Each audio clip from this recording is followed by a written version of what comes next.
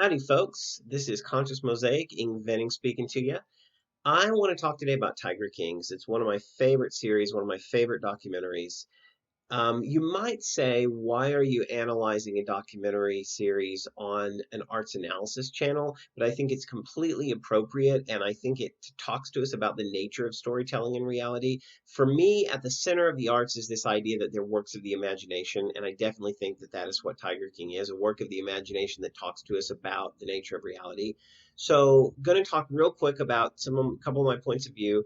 I'm an experiential relativist, so I believe that even if there is an objective reality outside of ourselves, we can't really know it because everything is filtered through our consciousness. And one of the primary aspects of our consciousness is that it is a storytelling consciousness. We're constantly telling stories about our lives, the lives of people we know, fictional narratives, narratives that we meet in like games or music or various other things. So I think the best way to approach a common reality that we can agree upon and make decisions about is to bring all of our narratives together, look at all of our different perspectives and points of view, and figure out from there what we can agree upon as facts of our narratives.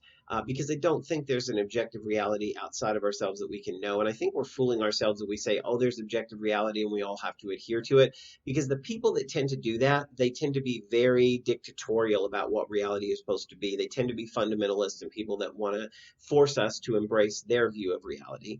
I also happen to believe in moral relativism. And again, I believe that there are certain things that we can all bring our narratives together and agree upon as being right or wrong, but I don't think that we need to mandate what's right or wrong as if we can understand objective reality, because I don't happen to think we can.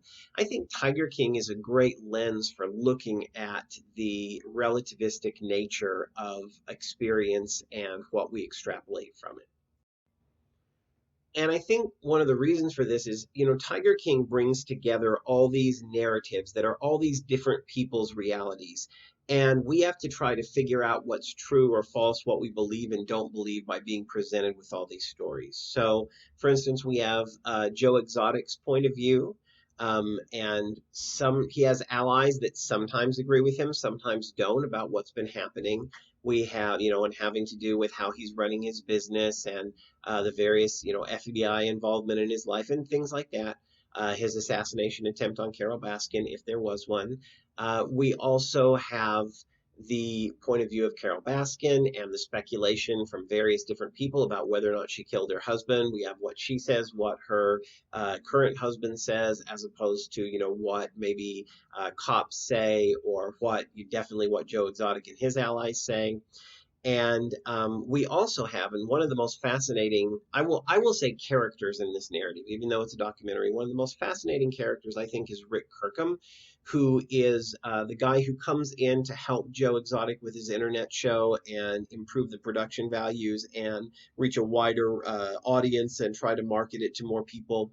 And, when he is asked about what he's doing, and he does not tend to say, like, I'm doing this for the animals, or his motivation seems to be, I want this to be really famous. I know it could be a great reality show. I know I could make a lot of money. Now, remember, he is making a reality show. And as we probably, many of us can agree on in this day and age, reality shows, reality is one of the last concerns in a reality show. Usually when you watch a reality show, it is all about different people's narratives and their different points of view of what is a common experience with a lot of different extrapolated narratives. And so I think it's really important that in the middle of this documentary that is kind of a reality show, we have a maker of reality shows. It also brings us to this point where we have to consider not only the individual stories that people are telling about their direct experience, but the stories that people are telling about other people and other people's stories. So, for instance, part of this reality show that Rick Kirkham is the catalyst for is Joe Exotic creating a show that presents his points of view on Carol Baskin, and often very, very violent points of view. He's really denigrating Baskin. He is bringing up the speculation about what she did to her husband. He's telling Carol Baskin's story from his point of view of his own personal story, his own personal narrative. For instance, also Rick Kirkham creates this Tiger King, intro where Joe Exotic is sitting on the throne, and Joe Exotic watches it over and over and over again.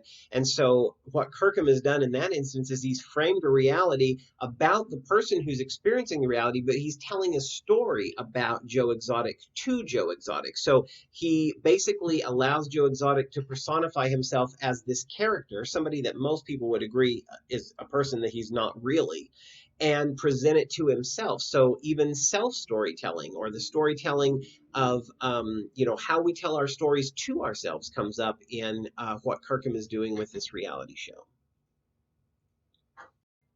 So once we understand that we are being presented with stories about stories and characters telling about characters, or even telling about themselves as characters, once we understand that it's not really clear where the border is between reality, if such a thing exists, and storytelling, we're also sort of being reminded, like nudge, nudge, wink, wink, about what the nature of narratives that we see and narratives that we don't see. Because if we know that we're in the middle of a landscape that's filled with different narratives talking about each other and talking about themselves, and that there's not really an objective reality here, there's only what we can agree upon and what we choose to believe, then we can really start thinking about who's framing reality, the stories that are being told for this reality, and how involved they are, and to think about it in terms of everyone being involved in some way. So beyond all these different stories that are being telling are the people that are presenting Tiger King, the directors, the producers, the different people that created the show, that decided who got to say what and what order their narratives were placed in, and gave us this framework. And remember, framing is a really important part of constructing both reality and story. So we understand, we see all these storytellers that are filtering everyone else's stories through them, and we're reminded the people that created Tiger King they have a bias, they also have a certain reality, certain stories that they're telling about themselves and others. And so it kind of reminds us to step back out of even farther out of that narrative, to see even more of the narratives laid in front of us, to say, hey, the people who made this are telling us, hey, we're biased as well. Be careful of what we say as well. Don't believe everything that we present as well. Because just like all these people within our narratives telling a story, we're standing at another remove from the narrative telling a story, but there are all kinds of narratives going on around us as well. And in fact, this involves the narratives of the viewers, the people that are watching. Like, I am presenting to you my narrative about these narrative creators and about the narratives that they created within their narrative. And yeah, it gets crazy meta, but that's how it is. That's what the nature of reality is all these stories within stories.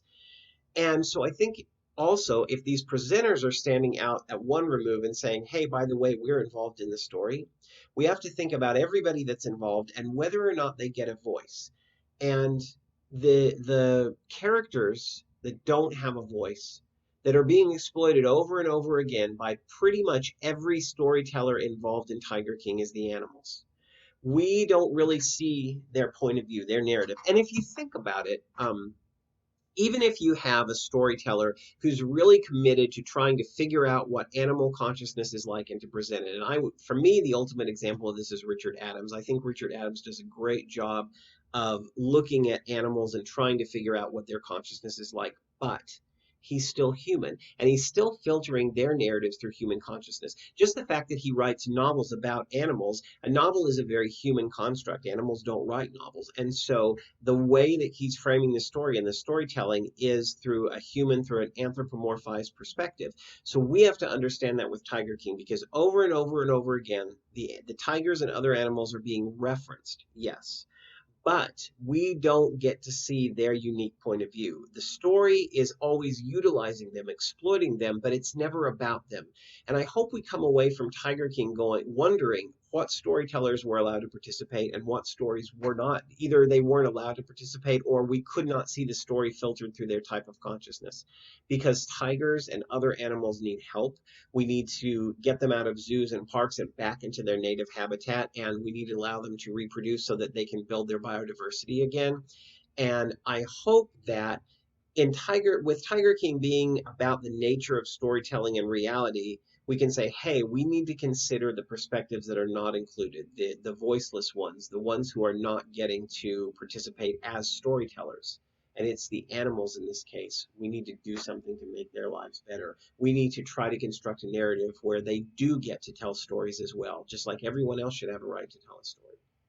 If you have any comments about what I've said, or if you have something you want to say, whether it's about Tiger King or the subject of one of my other videos, or anything you want to talk about as far as arts analysis, please feel free to contact me at ingeningventing.com or direct message me here or comment. Also like, share, and subscribe. I'd love to hear from you. I'd love to have you help me build this channel.